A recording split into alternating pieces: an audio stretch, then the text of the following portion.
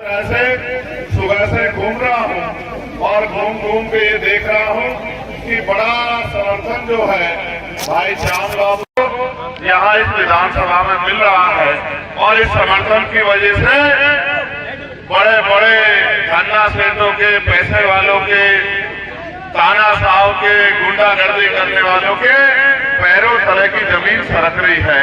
मैं ये जानता हूँ कि जिस तरह का भाईचारा आप लोगों ने बनाने का काम किया है, जिस तरह से आपने ये मन पक्का किया है कि हमें अपने बीच के अपने साथी, अपने भाई क्षेत्रीय प्रत्याशी भाई हाजी चांद बाबू को मौका देके उनको ताकत देनी है, वो काबिल तारीफ है। मैं बहुत लंबी चौड़ी आपसे तकरीर आज नहीं करना चाहता क्योंकि अभी भी कई कार्यक्रम बाकी, लोग इंतजार कर रहे हैं। मुझे आपके यहाँ भी जल्दी आना था, लेकिन रास्ते में गंगा स्नान की वजह से जो पूरा रास्ता बंद हुआ है उसकी वजह से आने में समय लग गया। अगर वो समय न लगता तो आपके गांव में मैं लगभग 4:30 बजे के करीब पहुंच जाता। मैं ये भी मानता हूं कि आपने कई घंटे इंतजार किया है, इसके लिए मैं आपका बहुत बहुत धन्यवाद और शुक्रिया अदा भी करता हूं।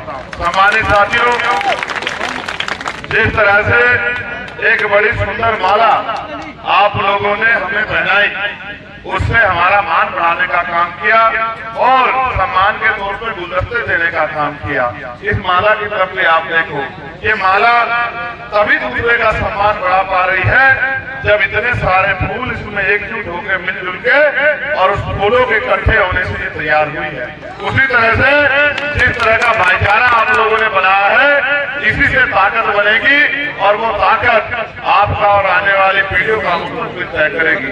आज उत्तर प्रदेश में गुंडागर्दी की सरकार चल रही है, आज उत्तर प्रदेश में बुलडोजर की सरकार चल रही है, आज उत्तर प्रदेश में जालिमों को ताकत देने की और कमजोरों को, मजलूमों को सताने वालों की सरकार चल रही है।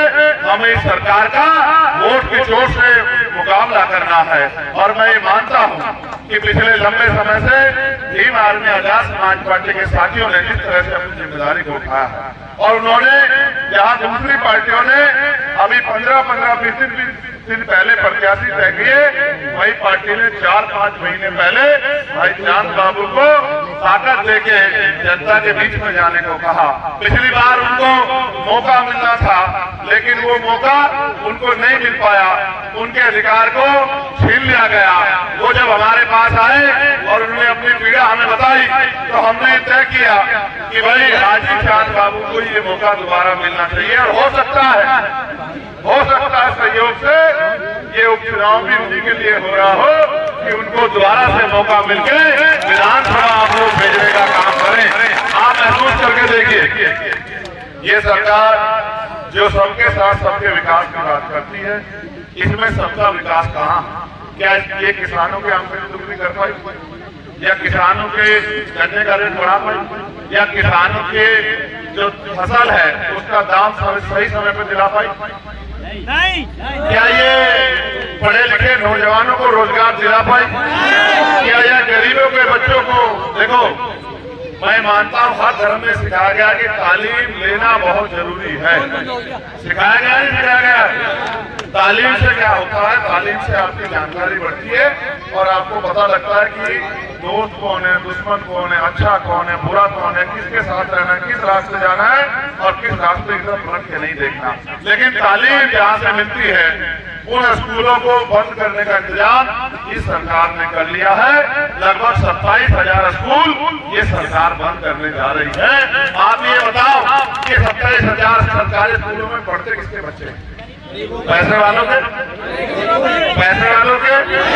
उद्योगपतियों के, पूंजीपतियों के, बड़े बड़े नेताओं के, बड़े बड़े अधिकारियों के, बड़े बड़े सेठों के।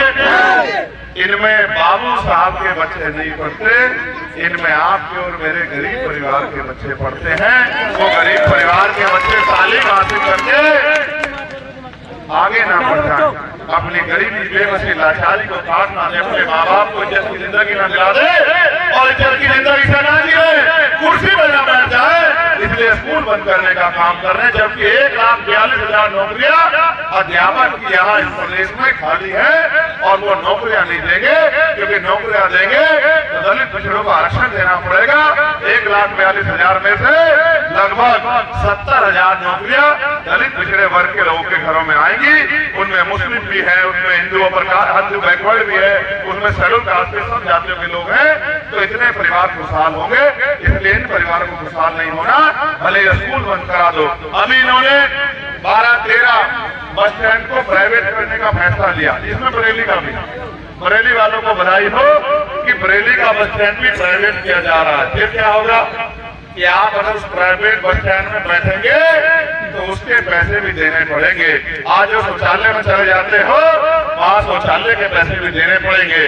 जो पीने का पानी यूज कर लेते हो टंकी का, वहाँ पीने के पानी के पैसे भी देने पड़ेंगे।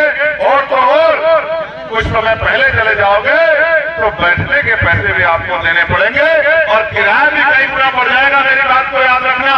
पहले कहते थे कि सरकारी रेल जनता की होती है, आप ये देखो जब से निजीकरण स्टार्ट हुआ आज रेल का किराया भी हवाई जहाज के बराबर है। गरीब उसमें सफर नहीं कर सकता। अमीरों के लिए वंदे भारत और गरीबों के लिए ऐसी ट्रेन जिसमें इतनी बुरी तरह से लोग घर के घर पहुंचने काम करते हैं। अभी छठ का त्योहार आया और आपने नहीं देखा होगा, मैंने देखा एक डब्बे में 300, 400, 500 लोग जानवरों की भरे हुए, लेकिन सरकार को नहीं सूझ रही है। इसलिए मैं आपको कहना चाहता हूँ, ये बड़ी समझदार सरकार है, ये जानती है कि वोट किसका लेना है और काम किसका करना है। वोट आपसे लेती है और काम अपने पूंजीपति मित्रों का करते हैं। मैं आपसे बस ये कहना चाहता हूँ, चाहे वक्त का मामला हो और तो और मदरसों में, जो मदरसों में मुस्लिम बच्चे तालीम हासिल कर रहे थे, उन मदरसों को बंद करने के लिए सरकार ने कितना बड़ा जो है प्रबंधन रचने का काम किया। मैं सुप्रीम कोर्ट का धन्यवाद दूंगा, इन्होंने मदरसा एक्ट को दोबारा बहाल कराने का काम किया। ये जो सरकार है, ये सरकार आप समझो किसी को मारने के लिए लाठी की जरूरत नहीं, उसका रोजगार खत्म कर दो, उसकी तालीम खत्म कर दो, उसको जानवर के जैसी जिंदगी जीने के लिए मजबूर कर दो। हम अपने मुल्क में आज गैर बराबरी का शिकार हो रहे हैं, कई जाति के नाम पर, कई धर्म के नाम पर।